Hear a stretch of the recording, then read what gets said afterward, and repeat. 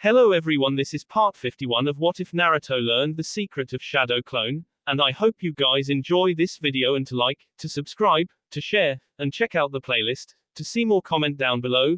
Now let's start the intro. They call me a god. They call me a god. They call me a god. I tell you Akatsuki, this time next week that pesky Tsuchikage brat will be dealt with and Azushio will once again be a footnote to history. As it should be. Onoki was grinning as he lowered himself down into his specially made chair. His desk was clear for the moment, only recently returned from the ambush that nearly caught those Uzumaki girls. Well, at least one of them would most likely meet her end if that spray of blood was any indicator. Any word from the advanced scouts? Standing behind his Tsuchikage's shoulder, Akatsuki shook his head. No sir, not yet. They should be infiltrating Azushio any day now. Good, gives Han time to set up his part of the plan with the barrier unit, he should be about halfway there by now. Here he paused to sniff in disdain as he considered the boy who called himself a cage. That pretentious little snot, calling himself the Shadow Cage. He's lucky I don't get to face him myself. Onoki believed that he would have no problems annihilating the son of the Yellow Flash. Explosion uses were nothing new to Onoki after all. Well, let's settle in and wait for word. What should we do once we destroy that village again? Definitely have to make sure we slaughter every last citizen this time. Especially the Uzumaki. Can't have them coming back like the roaches that they are. Today was going to be a great day, his spirits were soaring. He hadn't thrown his back out even once. Leaning to the side a bit to catch Onoki's eye, Akatsuki raised a hand. Should we be concerned for Kuretsuki? We haven't heard from her in a while. Onoki easily waved away his concern. My granddaughter is strong, she'll be fine. She's either off on some scheme of hers to take my chair or maybe she's even headed to wave herself. That would be a fortunate outcome. She could make a name for herself assisting with the operation. Internally he had to hand it to his granddaughter, she was highly motivated. If a little headstrong. Time would certainly help temper that little quirk though, as it did for everyone. Both men twitched as his office door burst open, one of his Jonin rushing in with a panicked look on his face. My lord, there's a demon. A golden demon is. Abruptly his sentence is cut off as he freezes in place and begins to float off of the floor. Onoki is already standing as he and Akatsuki watch the man fold in on himself, body squishing and squelching down into a flesh ball roughly the size of a child's toy before dropping to the floor to seep fluids and blood into the stone. Equal parts horrified and furious, Onoki's eyes turned to the glowing golden Naruto who casually strolled into his office. On his back was a tied-up bundle that looked like a young woman, but Onoki couldn't see who it was just yet. Naruto held up a hand, saluting the Tsuchikage with a grin. Yo. How's it hanging, Onoki? You. Onoki's face was beginning to turn red as he began to well up his chakra. How dare this brat show up here? Killing his men right in front of him at that. Did he have that much of a death wish? Yeah, see, you might wanna calm down a bit. Naruto was still all grins as he pulled the bound and gagged Kuretsuki around and placed her on her knees in front of him as he paused in the middle of the office. Unless, of course, you want something bad to happen to her. Naruto wasn't one to punish those who weren't a part of the problem. But after the girl admitted that she was back in Azushio for a rematch, and now that Iwa was marching on Azu. Well, he was beginning to lose patience with the entirety of this village. Let's have a chat. Keeping on hand on the back of her neck, he locked eyes with the furious Onoki. Still standing on his chair but keeping his chakra still, Onoki took in the determined look in Kuretsuki's eyes. Good. At least she was still ready to fight. You won't be leaving here alive, boy. This was the largest mistake you could have made. Guess he'd get to fight the boy after all. Shrugging and not worried in the least, Naruto noted Akatsuki making space by edging around Onoki slowly. Yeah, this isn't how I wanted things to go really. At the summit I was being serious. I wanted peace among the various villages and nations. I wanted us to be able to understand one another with words, not violence. But then I got a report that your jinchuriki is marching on Azu right now. And well, peace just doesn't seem possible at the moment. Here Naruto reached forward to tilt Kuretsuki's head up slightly, making sure her eyes were locked on her grandfather's. So here's the rub. It's not just Kuretsuki's life on the line here. But every other citizen of Iwagakure is now fully dependent on your actions from here on. Naruto didn't mind the twitches from the two men across from him, instead watching Akatsuki turn to look out the window to gaze out on the village. SS sir, Akatsuki could see thousands of identical glowing gold blondes all over the village. On rooftops, on the streets. There wasn't a single fight going on at the moment. Most assuredly the boy had made it clear what he planned to do then and had forced the ninja to stand down. Onoki tried and failed to see some way out of this at the moment. Blasted brat, he never gave any hint that he was willing to stoop so low as to take an entire village hostage. What do you want? Sitting down and taking a deep breath to control his heart rate, he'd play the boy's game for now. Feeling the girl tremble under his hand, Naruto steeled his heart from it all. Iwa started this, not him. They were the ones to spit on his offer of friendship. Really simple actually. You call back your forces, immediately. When they return you're to issue an announcement to your ninja and your civilians. Iwa is going to be Azushio's vassal state from here on.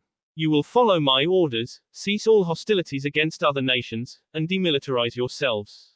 Seeing a frown begin to build on Onoki's face, Naruto just knew the old man would put up resistance. Have a little patience, Naruto. Trying, but I can't get the sight of Hinata in that tube out of my head. Oh no, I'm all for eviscerating the midget, but remember. Don't take out your anger on innocents. Any innocent. Naruto knew Kurama was including Kuretsuki in that, and he would have to remind himself of it repeatedly. And what if I refuse such an obviously asinine demand? Onoki couldn't believe this. He'd be ceding the village to this brat without a fight. No contest at all. It was laughable. The boy might be strong, but the rest of his forces must be weak if he was willing to go this far. Naruto's grip around Kuretsuki's neck tightened and a whimper escaped her throat. I guess I can name the crater that I'll make of this village after you or something. No skin off my nose in the end. It is here that Onoki feels some confidence enter his chest. The boy would never kill innocents, he wasn't the type. You won't do that. There are countless civilians here in the village. You won't stain your hands with their blood. You aren't the type. It was a fatal weakness that he had recognized right away. Too much Konoha in him. Naruto did have to nod at that, because it was the truth. Normally, you would be absolutely correct. Boo. Here his eyes turn cold, Rinnegan eyes glowing as his grip around Kuretsuki's neck tightened a bit more, except you hurt someone I love dearly. Nearly killed her at that. One of my most precious people. He had to ignore Kuretsuki's tears as they trailed down her cheeks and onto his hand. You're also endangering my country, full of people I vowed to lay down my life to protect. That's a grave sin as far as I'm concerned. One that deserves a suitable punishment, don't you think? And is that not what you're doing now? Onoki was standing again, unable to tear his eyes away from his now fearful granddaughter. Don't shift blame, old man. You started this. Then let me finish it. Onoki thrust a hand forward, a white cube formed of his dust release finishing its construction and propelled towards Naruto, who already had a hand pointed towards him in return. Predictable. The overpowered Shinra Tensei obliterated the section of office Onoki had been standing in, desk, paperwork and the two opposing men were rocketed away and out into the village. He watched as Onoki crashed through a building, toppling it over before smashing into the street below. Releasing his hold on Kuretsuki, where she coughed and hacked to catch her breath, he tossed her onto his shoulder and gathered wind around his form to float towards the downed Onoki. You're a monster. Kuretsuki's voice was raspy, rough from her treatment at his hands. Why do this? Why threaten to kill so many people? Don't make me repeat myself. Naruto sighed as he floated over the building's rubble and came to a stop just before the struggling Onoki. You can try and hide behind your ignorance all you like.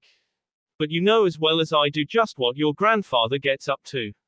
He isn't as terrible as the likes of A, but he's living in the past. A past I want to move the world away from.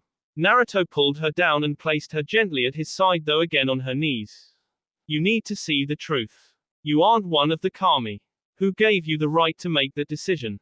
I did. And that's more than enough. Naruto had to lean back as Akatsuki whizzed by him, fist trailing chakra. Onoki was as well already on his feet and hands molding chakra for most likely another deadly dust technique. Naruto grabbed Akatsuki by the ankle, halting his movement before spinning and using his body as a bludgeon to smash Onoki away again, incidentally towards the village square. Casually tossing Akatsuki away again and ignoring the explosion of dust and rock, Naruto grabbed Kurotsuki by the back of her shirt and dragged her along. You've been blinding yourself willfully, ignoring what your village has done in the name of pride and honor. Time for you to see what that leads to. Onoki struggled to stand, bleeding from a wound on his forehead and struggling to catching his breath. Such strength. Was this the power of the Kyuubi unleashed? He needed to warn everyone. More of that unseen force drove him down into the ground. Immobilized, two clones raced in to slap seals on his back to lock away his chakra. Vision and senses dimming, Onoki was left helpless as he took in his people watching him from around the square. Each was accompanied by a glowing clone, but none of them were making a move towards or away from him. Gritting his teeth, he turned his eyes to the demon-given human form. You won't win. Sighing as he once more came to a stop before the old man, Naruto put Kurotsuki down next to him once more. Kami, don't you get it? It's not about winning or losing. This isn't some game. People's lives depend on our decisions, good or bad. We can't so casually decide that we can toss those lives away. Taking a deep breath to steady himself, Naruto shakes his head and gives up trying to get through to Onoki. It just wasn't going to happen. Instead he mentally links with his clones, so they can spread his message to everyone in Iwa, whether they wanted to hear it or not. I have been working, all this time towards peace. I traveled the nations, rooted out evil, saved people regardless of nationality. I did not care if you were from Konoha, Iwa, or Kumo. If people needed saving, I saved them. And yet here, you Onoki, you are ready to start a war against me. Against my people. For what? Pride. Hatred of my father. Well, now you have a choice. Naruto held a hand towards Kurotsuki's head. You choose. Kurotsuki, Iwa, or your jinchuriki. One has to die. Onoki could feel himself nearly vibrate in place as he tried and failed to force his chakra to respond to him. How could he be forced to choose Kuro-chan over the village? This couldn't be the same lackadaisical boy that he had met at the cage summit. Just couldn't be. Kurotsuki trembled, watching her grandfather wrestle with the decision. An impossible one in the end. Please, Naruto, Uzumaki-sama. Please don't do this. Kurotsuki turned to look up at the frog-eyed young man. This is something evil men do. Orochimaru would do this. That pain guy would do this. Onoki nodded as well, seeing the angle the girl was taking. Your village's own Danzo wasn't even this heartless. See some reason, boy. You can't go through with this. Naruto had to admit, Onoki wasn't wrong. If Onoki did finally call his bluff, Naruto would eventually fold. He wouldn't kill Iwa citizens. The opinions of a dead man mean nothing to me. Besides, I'm not doing anything. This is all your choice. You chose to provoke me. To harm my family, to attack my home. This is just a proportional response to that. Now choose. Iwa, your jinchuriki, or your granddaughter. Naruto let go of Kurotsuki, only to instead encase her in a bubble barrier that had a slightly purplish glow. One of his strongest outside of those made for Biju. Nothing would be getting in or out, not even air. Watching Kurotsuki scream and pound against the barrier where no sound was escaping, Onoki struggled to his knees. You'll never know peace after this, boy. The barrier began to shrink, and Onoki's sweat began to fall faster. Every waking hour will be haunted by our ghosts. The guilt from this will weigh you down till you die screaming to the next upstart who lusts for power. Naruto rolled his eyes and emotion from his hand sees the barrier shrink further, Kurotsuki beginning to scrunch into a ball. You're the one dragging this out now, Onoki. What am I to do? Let you kill my people. Kill me. Do you truly believe only Iwa matters in this world? Arrogant. Eye flashing once, Naruto waggled a finger at the older man. Tick-tock, Onoki, choose or lose everything. Around them every Naruto clone unseals a completely black scroll, and while the civilians don't understand what is at stake, Onoki certainly does. Coming to the conclusion that there was no getting out of this, Onoki feels rage settle in his heart. This was how it was to end for him, was it? He supposed he could admit now, that he made a blunder to underestimate the boy. No, Naruto. No. Okay. Take me. I am this village's leader, I gave the orders. Lay my sins at my feet, not theirs. Can you at least honor that? Naruto's eyebrows rose in surprise, so the old bastard could be reasonable. Go figure. I suppose I can't ignore a leader taking ownership of his failures. Honestly, I like that sort of thing. Around them all of the Naruto seal away their scrolls while Naruto himself drops the barrier around Kurotsuki. She's dumped on the dirt, coughing and hacking from the lack of air inside the barrier. Instead now a new barrier forms around Onoki, while Kurotsuki watches on after catching her breath. No, this isn't fair. Kurotsuki again struggled to her knees, a Naruto clone coming up to restrain her. We did nothing wrong. Every other village would have done the same if given the chance. Even yours. Naruto started to walk up to the barrier holding Onoki, noting the resigned look on the older man's face. Then why haven't they? Turning to face her calmly, he took in her tear-streaked face, why haven't I? I never marched on Kumo even though they tortured and killed my family members. I never marched on Konoha for stealing from me or using me. I haven't marched on Kiri for assisting in the destruction of the original Uzushio. No Kurotsuki, granddaughter to the Tsuchikage. The world has changed, you've just refused to see it. Just like you refused to admit that your leader chose wrong. Turning back to walk up to the barrier, Naruto held up a hand to it to allow Onoki to be heard. Who shall take over the village in your place? Kuro-chan will. She has what it takes, she'll do just fine. Onoki decided that it was too bad really. He had wanted to retire in style. Maybe to a beach with a lot of cute little ladies. Hey, guess he should have given up the chair a long time ago. This could have been someone else's problem. Kurotsuki shook her head slowly as the barrier around Onoki began to glow.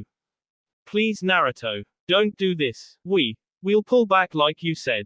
Demilitarize like you ordered. Anything. Just please don't make me watch my grandfather die. She wanted to scream, rage, fight. Anything more than be stuck sealed and helpless against this fate. None of it seemed too important now. Hunting Naruto down for her rematch. The egotistical plotting and scheming. Faced with the consequences, she'd take it all back if she could. Naruto turned once more back to her, keeping his hand to the glowing barrier, and would you offer me mercy?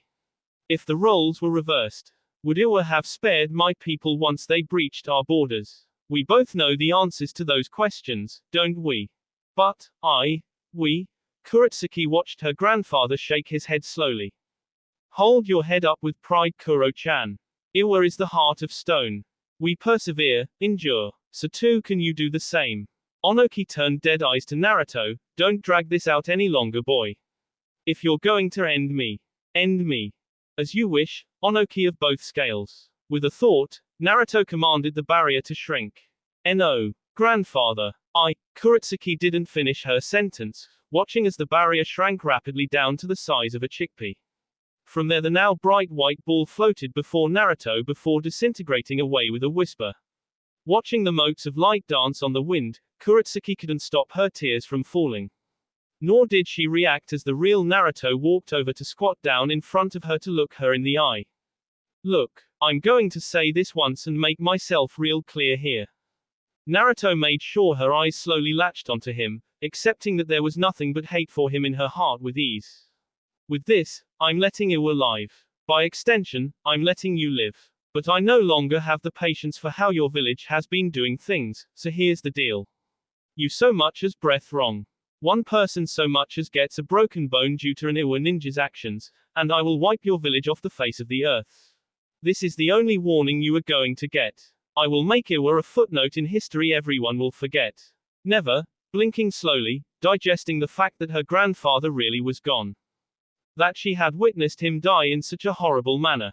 Kurotsuki felt a heat and fire in her chest like no other before. She thought she hated the Tsuchikage before.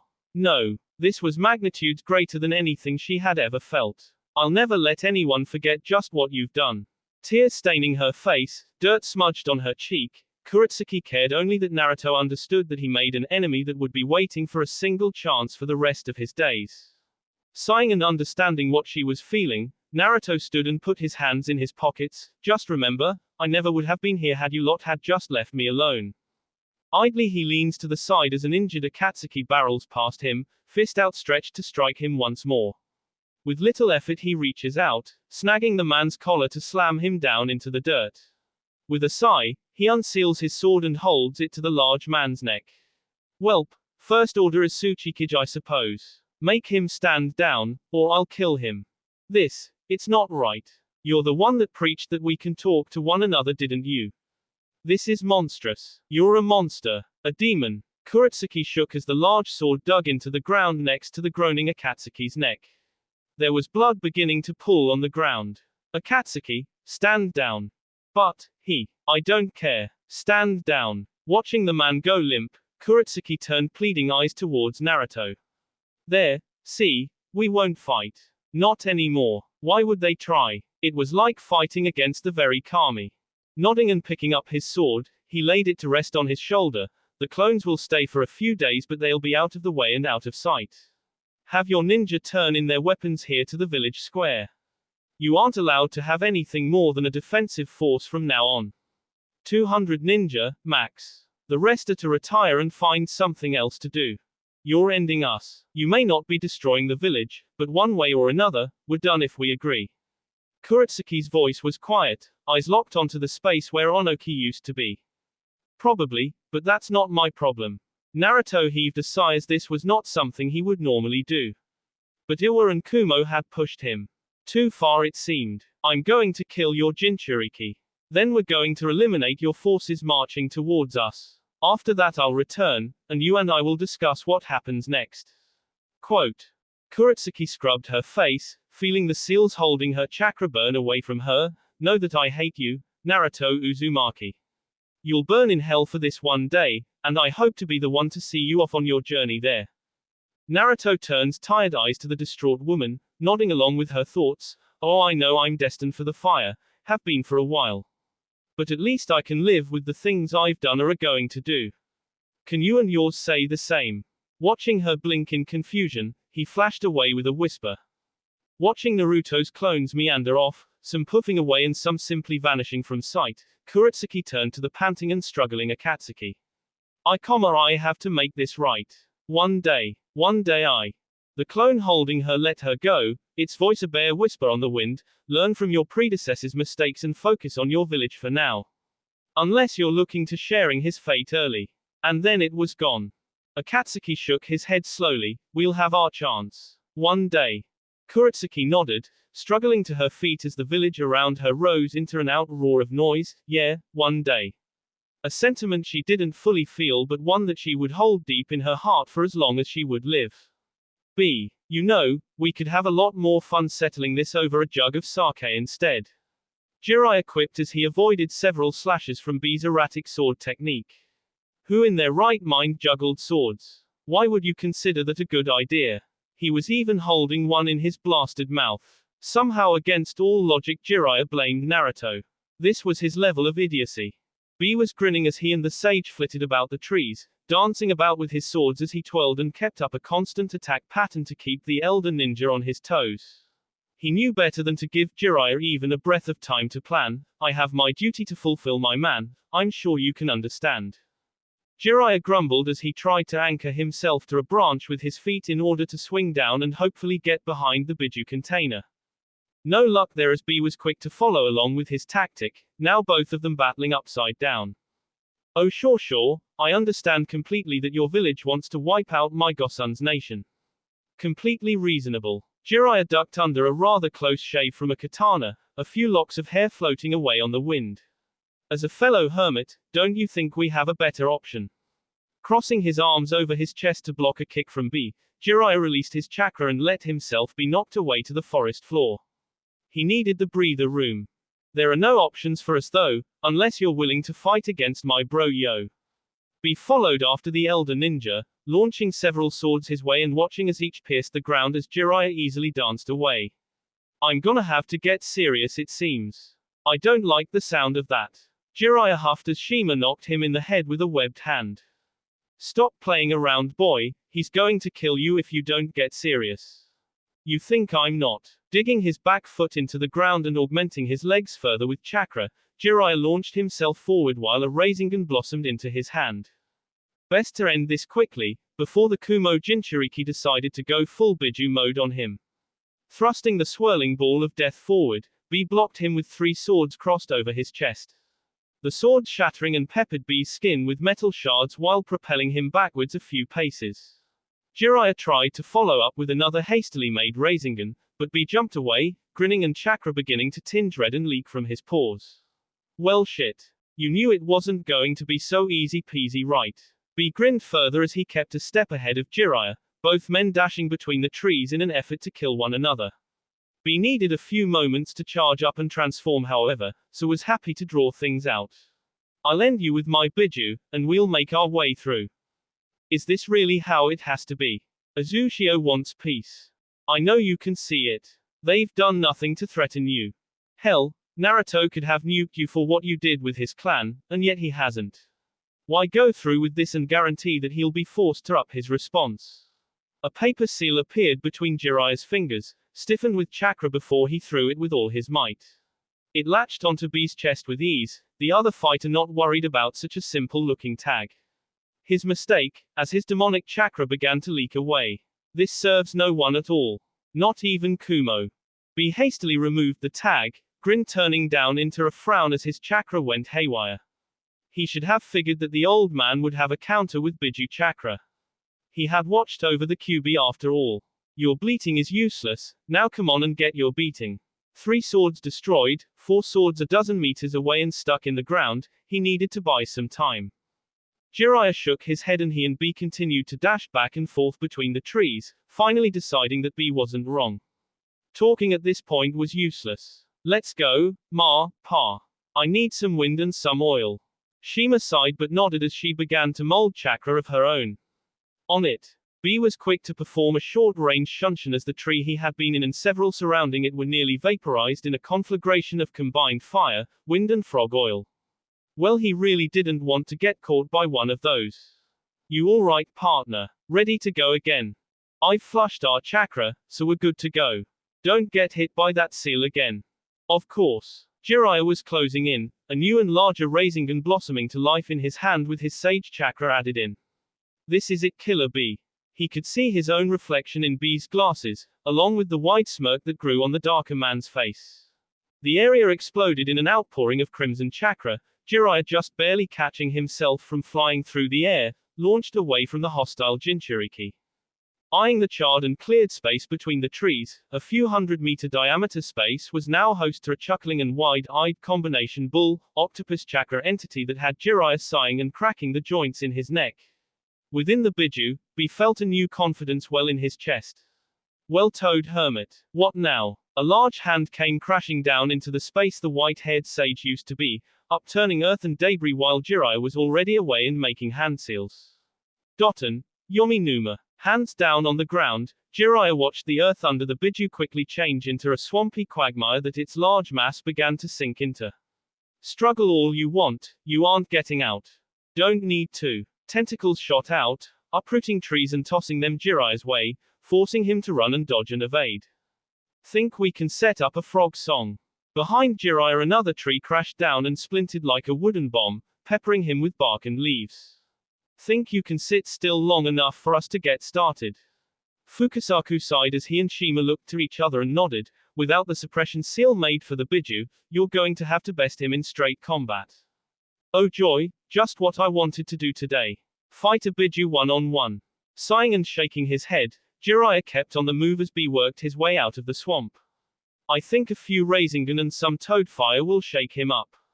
Enough to put another suppression seal on him. Shima agreed, get ready for my melodious voice then boyo. B chuckled as he began to gather dense chakra in his mouth. I don't have time to play with you, it's been real toad sage. Feeling the massive buildup of chakra, Jiraiya prepared to desummon himself back to the toad realm. Better that after all than to be taken out here. He was not prepared for the tsunami of sand that rose up and washed over the 8 tails, burying it and cutting off its technique. Sighing with relief, Jiraiya turns to the Kazekage who dropped to the charred ground next to you. I could kiss you. Please don't, Matsuri would be most upset. Allowing a small grin to show on his face, Gaara joined Jiraiya in facing off against the other jinchuriki. We received word that Iwa and Kumo were making a move against Azu, so we came to help. Jiraiya nods as the elders on his shoulder prepare for their genjutsu. Good. I only need one shot and I'll put him down. Watching as a burst of chakra scattered the sand and revealed the 8 tails, the sage prepared to re-engage his target. Seeing himself outnumbered and knowing better, B punched the ground to create a massive smoke screen. Better luck next time, Toad Sage. Running for all he was worth, dropping his Biju form in his haste, he had to hope that Team Samui would be alright. Feeling the Jinchuriki's chakra quickly leave the area, Jiraiya had to hand it to him. He really could run when he wanted. Woo. Glad that's over. This is a young man's game, I'm getting too old for this. Gaara nods and turns to face the elder ninja. Perhaps you should slow it down then. Maybe actually consider retirement. Chuckling, Jiraiya nods along as both ninja begin to walk away from the battlefield, probably right there. Would give me more time to try and woo Su-chan. Easily the sage let Shima and Fukasaku remove themselves from his shoulders, waving him off as they puffed away back home. He was sure he would be getting an earful from them later. So why are you here, Gaara? Naruto send you. Shaking his head, Gaara walked along while the sand he had used reformed into his customary gourd. I spoke the truth. Suna received word that Iwa was up to something and Kumo might be involved. I came to hunt down the largest chakra signature I could find and found you. That's troubling. Jiraiya had a hand to his chin as he thought about that. Wasn't Iwa's Jinchuriki supposed to be involved as well? Han is MIA. I've sent Kankuro and Temari with a platoon of ninja towards Uzushio to assist. If anyone can find the missing Iwa ninja, it's them. Shaking his head, Jiraiya stretched and leapt to the trees. Something doesn't feel right with all this. Let's hurry and get back to Izu. Right behind you. Gaara had to agree, something was deeply wrong. A feeling was in the air that had his heart antsy.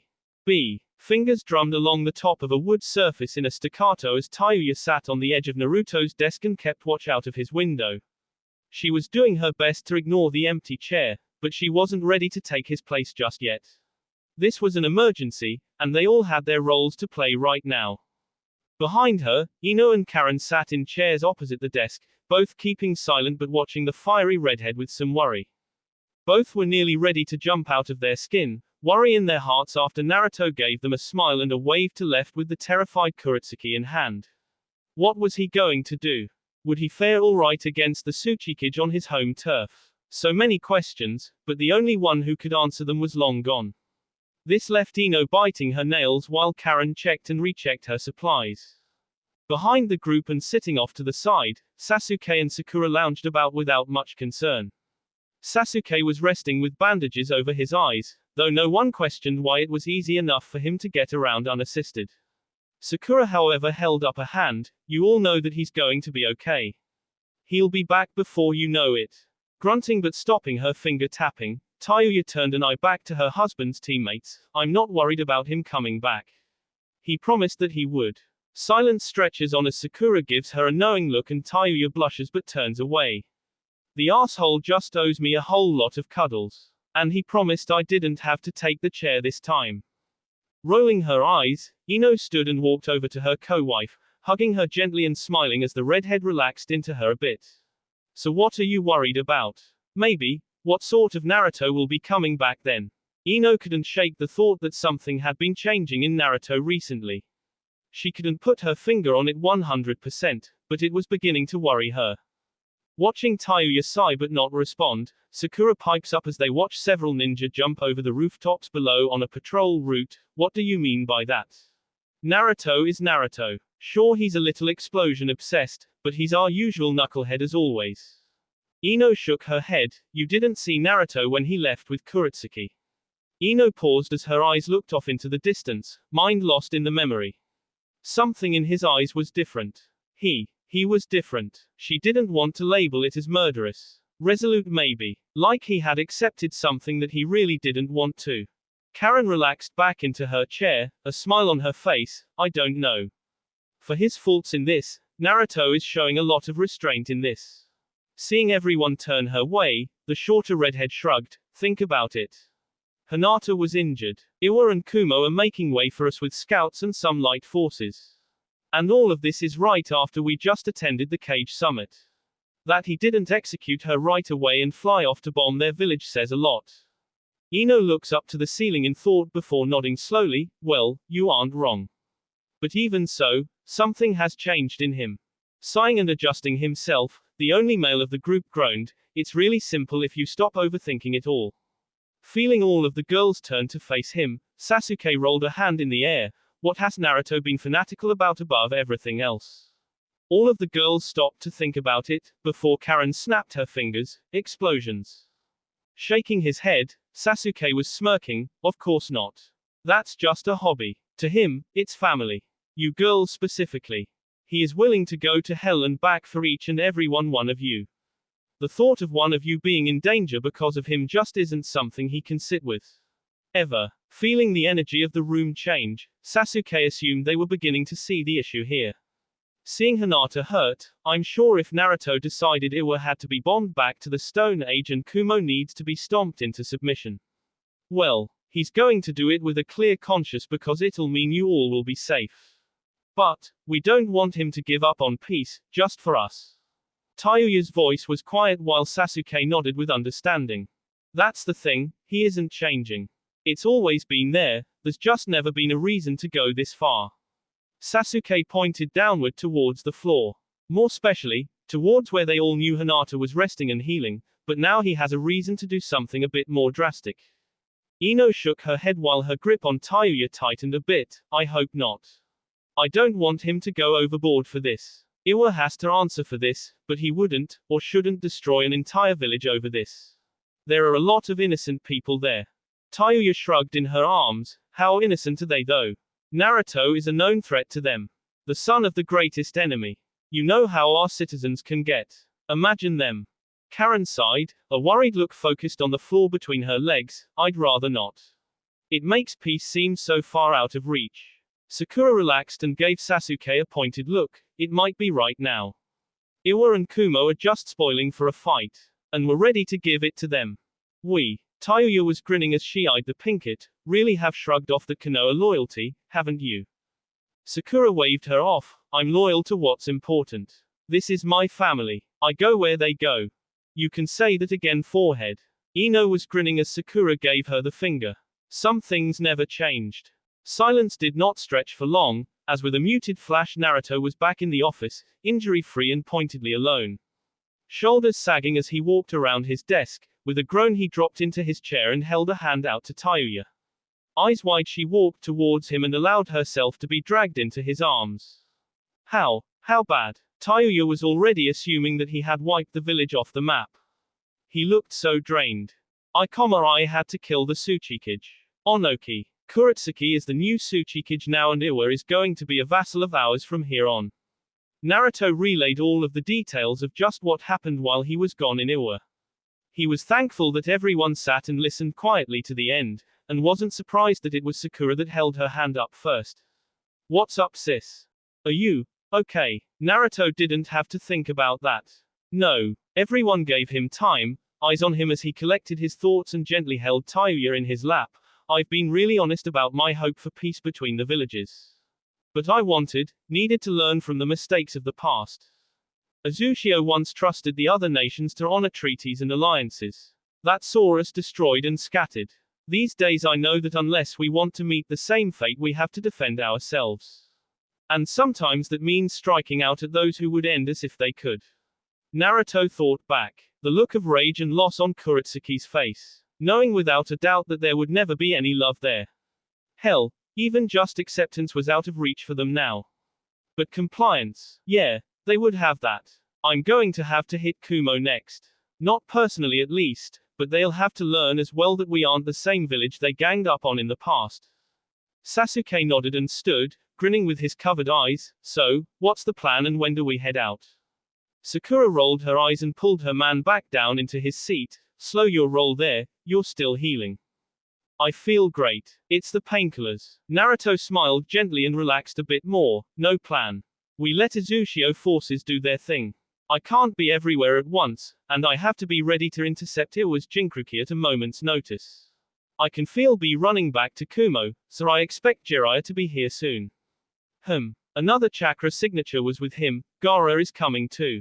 Ino rolled her eyes. "That means the fangirl is coming." Karen giggled. "You like Temari.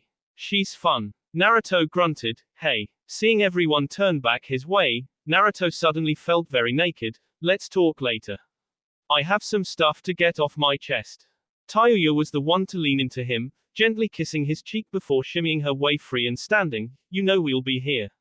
We'll talk tonight, so hopefully Hinata can join us. Naruto finally smiled. All right.